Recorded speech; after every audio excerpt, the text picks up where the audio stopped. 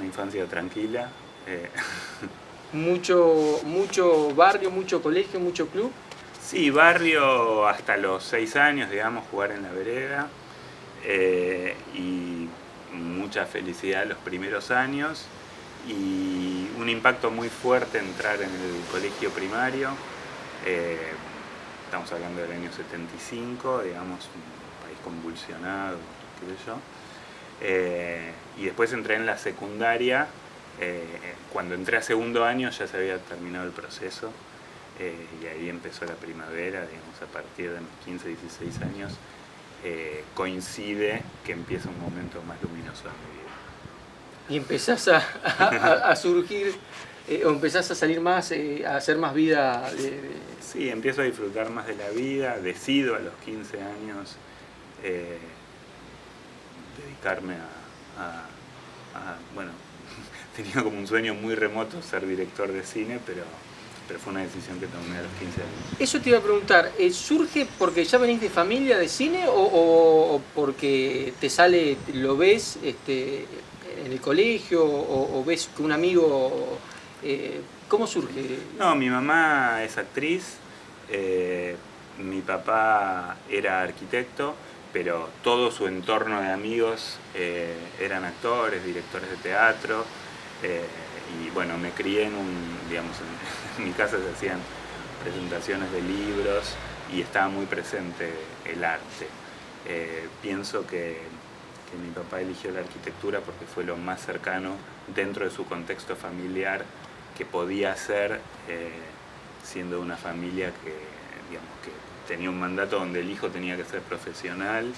Creo que la arquitectura fue lo más cercano que encontró al arte. Después también dirigió, digamos, alguna obra de teatro de manera amateur, sin vivir de eso y eso, pero bueno, mi mamá fue actriz toda la vida. O sea, surge 100% por la familia. Sí. ¿Te recibís en el ENERC? Sí. Y en algún momento, cuando vos comenzás a trabajar, ¿tu primer trabajo es con Raúl Becerra? Sí. ¿O hay algo antes que quizás lo hiciste con tus papás, o con tu mamá, o con tu papá? No, yo en ese momento, digamos, hacíamos cortometrajes. En el ENERC siempre éramos un grupo, digamos, los que nos dedicábamos a dirección, éramos más o menos 10, una cosa así. Todos nos juntábamos en grupitos de a dos. Mi grupito de pertenencia era Lucrecia Martel y yo, después había otros grupitos, digamos, nos juntábamos en pareja. Entonces hacíamos cortos donde, por ejemplo, yo le hacía la fotografía a Lucrecia, ella me hacía la fotografía a mí, después codirigimos un corto. Y bueno, todo esto, hacer cortometrajes y demás, implicaba un problema en la casa porque siempre, digamos, utilizaba mi casa como locación, y entonces ahí la relación con mis padres empezó a tensar, pero además yo era muy independiente, no quería seguir viviendo con mis padres, entonces se dio, digamos, yo había hecho un cortometraje que lo presenté en el Festival de Villa Gesell. El festival no lo tomó entre los 8 seleccionados, sino que lo puso en una pantalla paralela, y después salió en el diario una nota de Diego Curubeto criticando el festival porque mi corto y otro no había sido seleccionado. Bien. Entonces yo agarré la nota, miré quién la firmaba. Diego, después yo me puse a mirar tele porque quería conseguir trabajo y quería irme de mi casa básicamente, y el cine era algo muy lejano. Imagínate que se filmaban 10 películas por año, entonces mi salida más fácil iba a ser la televisión.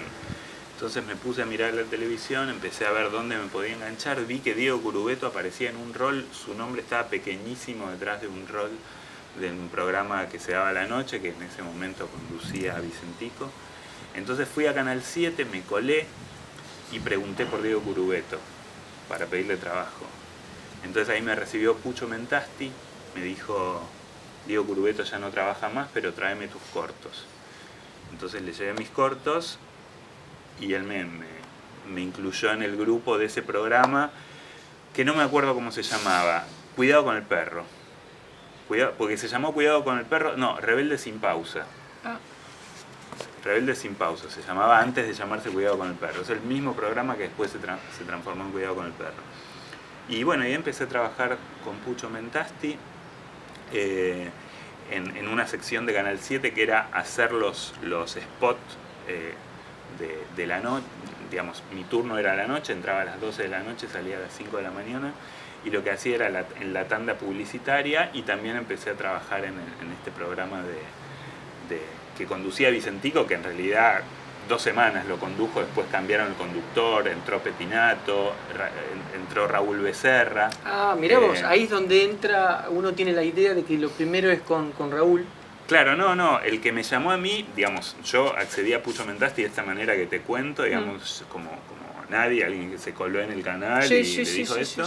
Y después la gerencia del canal determinó que a ese programa le faltaba un productor con más experiencia. Entró Raúl Becerra, entró Iris Benjamín, que era amiga de Fabián Polosecchi, y yo al principio me dediqué a hacer una sección del programa muy pequeña, donde pasaron distintos grupos. Pasó Daniel Araos, pasó Vanessa Miller y Rosa Martínez con las Ricuritas, una sección que no terminaba de encajar, y finalmente Raúl Becerra tenía esta idea de un periodista o de un investigador tipo Philip Marlowe que vaya por la noche. Claro, ahí es donde aparece la sección de personajes de la noche. Claro, ahí me piden a mí, junto con el cameraman, que era Marcelo Lamorte, hacer un casting para alguien que conduzca esta sección. Entonces la propuesta de Iris Benjamín era Fabián Polosecchi, la propuesta de Raúl Becerra era Carna. Ah, mirá vos, ahí es donde se genera esto de un Polosecchi que llega con el pelo recién cortado para el casting. Sí, sí. Y donde hay un Carna Clivel, que hoy por suerte le va muy bien en teatro, pero que en ese momento la idea de Becerra era ponerlo como... Claro, Fabián venía de un ala más periodística, sí. Entonces su elección para el casting consistía en que ellos tenían que buscar a un entrevistado y hacerle una entrevista y entregar en el canal. Yo tenía que entregar en el canal la entrevista en crudo, pero ellos tenían la potestad de elegir a quién iban a entrevistar.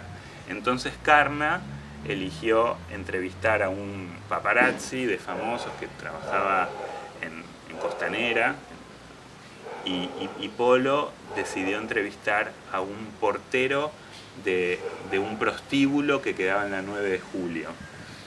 Bueno, evidentemente era mucho más interesante la elección de Polo, y creo que ahí ganó, porque prácticamente no hizo ninguna pregunta.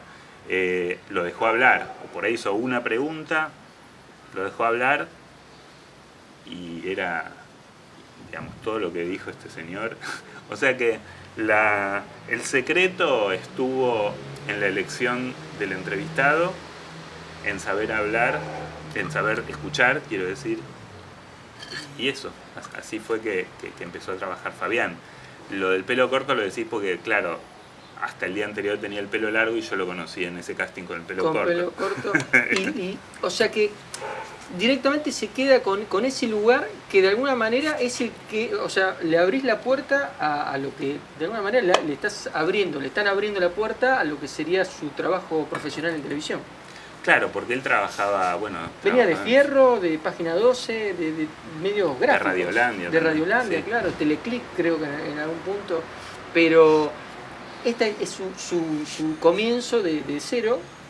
Sí. Y es ahí donde se empieza a originar la idea del otro lado, del visitante.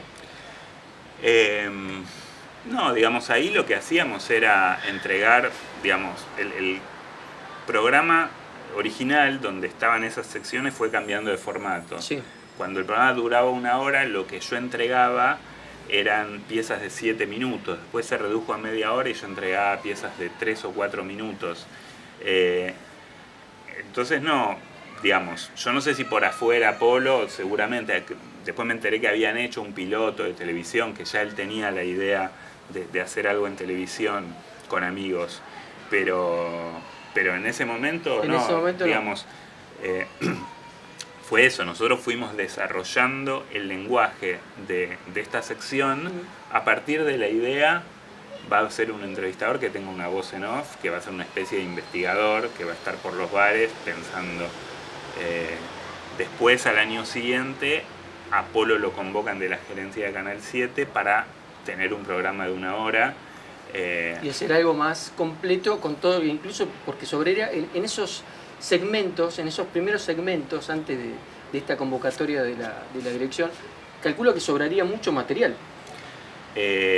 Sí, sobraba mucho material, pero era un material que hacíamos en High 8, era un material que se perdió, digamos. Nosotros entregábamos el material en Super VHS y lo hacíamos afuera, digamos, en islas de edición de socialeros, o incluso en una época trabajábamos en una casa funeraria, en la de Péculo.